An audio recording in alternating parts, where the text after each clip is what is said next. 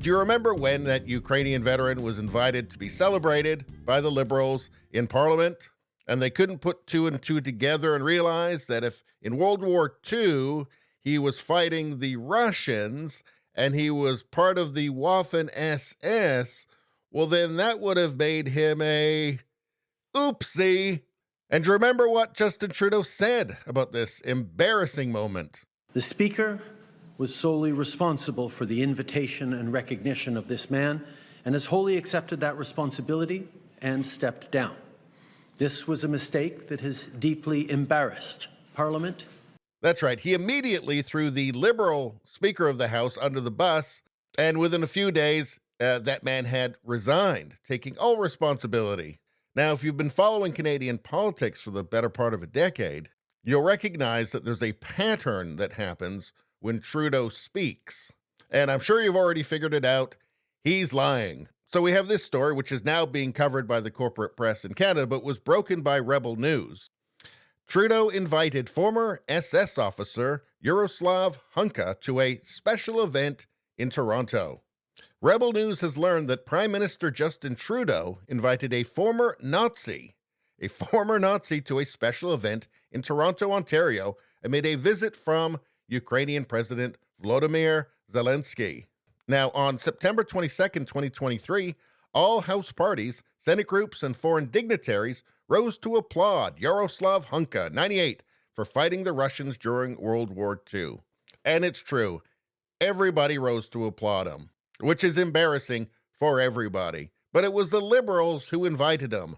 And it's entirely possible that the other parties hadn't really paid much attention to what was happening anyway.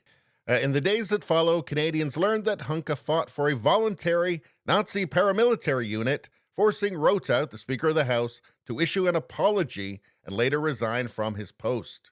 The House Speaker recognized Hunka for his supposed service in the 1st Division of the Ukrainian National Army before immigrating to Canada. Quote, "He's a Ukrainian hero, a Canadian hero, and we thank him for all his service."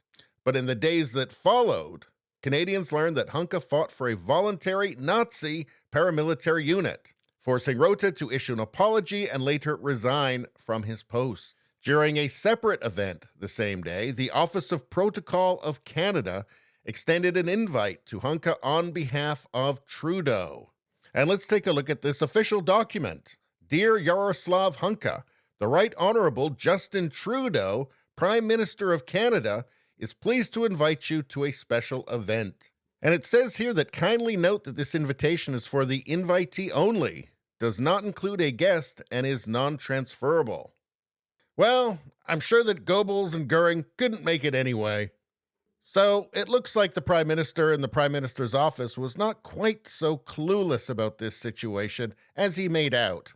You know, when he threw the Speaker of the House under the bus and had him resign.